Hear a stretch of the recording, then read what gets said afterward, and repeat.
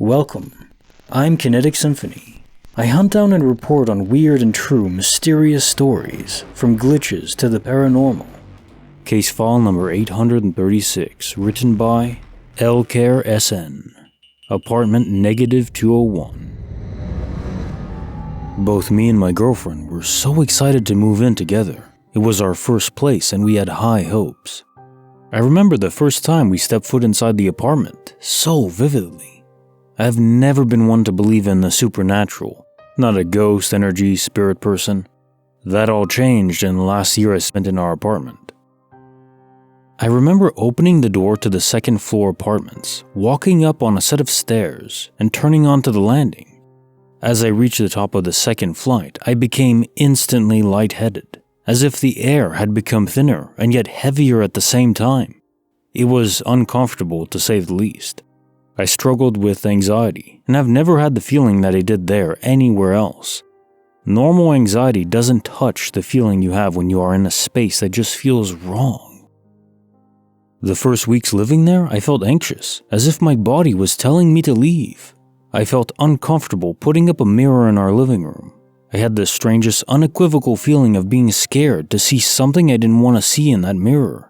There were constant foul smells and sounds lingering and moving through the space. I would feel drained the moment I stepped foot inside the place at the end of a day. Everything felt wrong. From the moment we moved in, the energy was off. All me and my girlfriend could do was fight with one another. We had never had any animosity in the way we did in that place. I truly have never felt less like myself. We would see things move in the peripherals and hear what sounded like another couple arguing coming from our vents. I have more I could say, but I'm more curious if anyone has had a similar experience. Still processing everything as I just moved out a little over a month ago.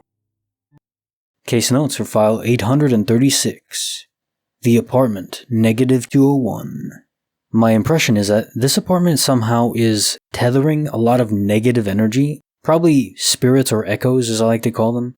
People that lived and died, their essence remains, or a fragment of it.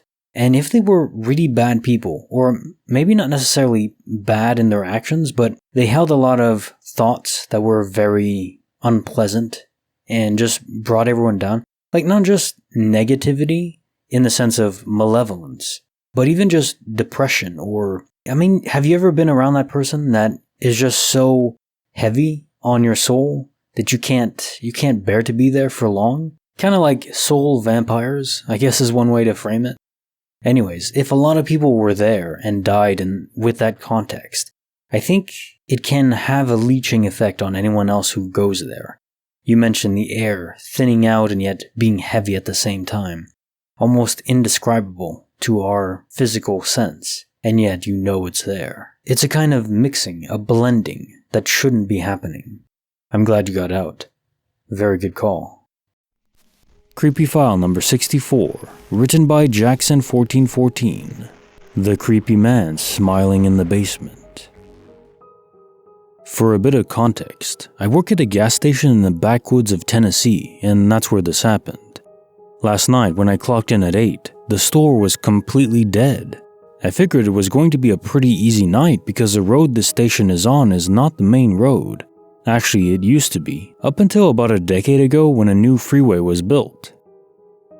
This led basically every business that was here to pack up and leave their old building abandoned. Thanks to this, there are a lot of abandoned buildings on the stretch of road that local druggies tend to claim as their own. Anyways, at around 11, I only had an hour left of my shift, and so I figured I should actually get some work done instead of just sitting around and doing nothing. I'm 18, and so I work the shift alone, which is nice because it means I can do pretty much whatever I want. This is normally pretty great because I can do whatever I want so long as I get what I need to get done.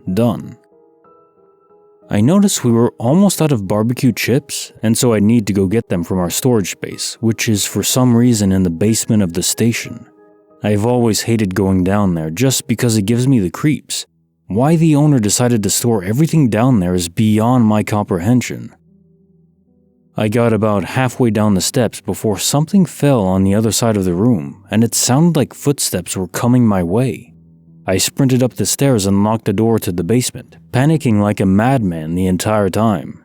When I got back upstairs, I went behind the counter to the store computer so I could check the security cameras. I flicked over to the one that looked into the basement, and there was this guy just standing there smiling up into the camera.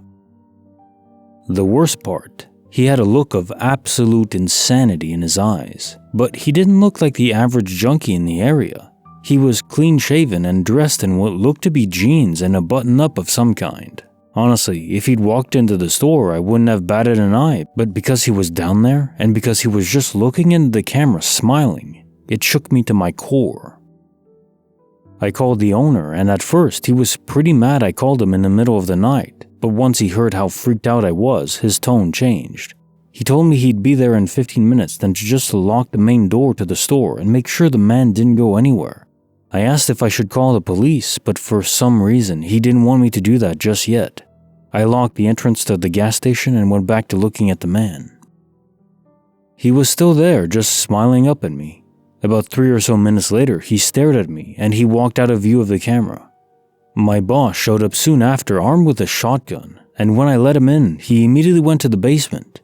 I went with him just because I felt safe with there being another person in there and all, but we found nothing. My boss ultimately chased this up to me being tired and hallucinating the man, but I know what I saw. This has me scared crapless as I clock back into work in a few hours, and I'm really dreading it. Checking back in, I'd like to say my shift yesterday went pretty normal, and I have the night off tonight, which is always great. I will say the owner, aka my boss, isn't exactly a model citizen.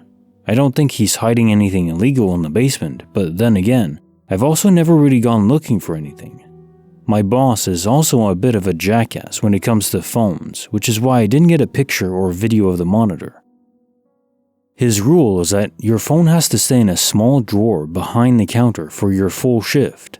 The first time you're caught with it out, you get a warning, and the second time, you get fired.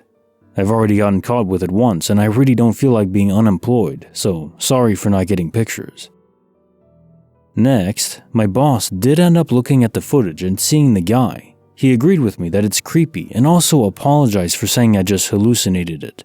He still doesn't want to call the cops for some reason, but he did say if it happened again, he would get the police involved. He went back and looked at everything that was captured up until that point, but there were no signs of anyone going down there. Apparently, he asked the other people that worked there if they've ever seen anything down there, but I don't know what they said.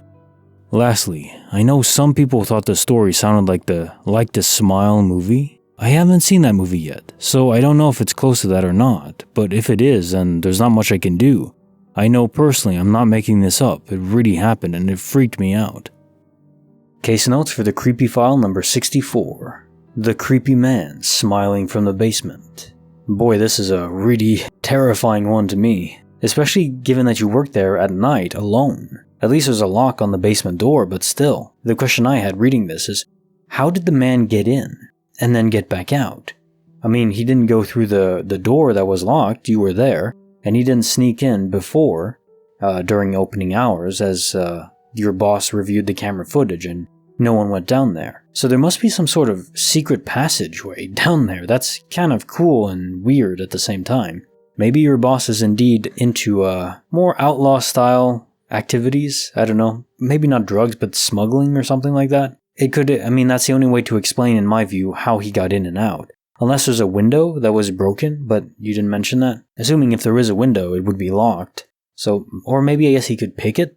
Still, doesn't seem to quite add up to me. Unless your boss is into something more than he's letting on. Which also explains the apprehension in contacting the police. Yeah. Or, I mean, it could even be supernatural, but the way your boss reacted is almost like it's somewhat expected. And that's the end of the notes. Kinetic Symphony signing off.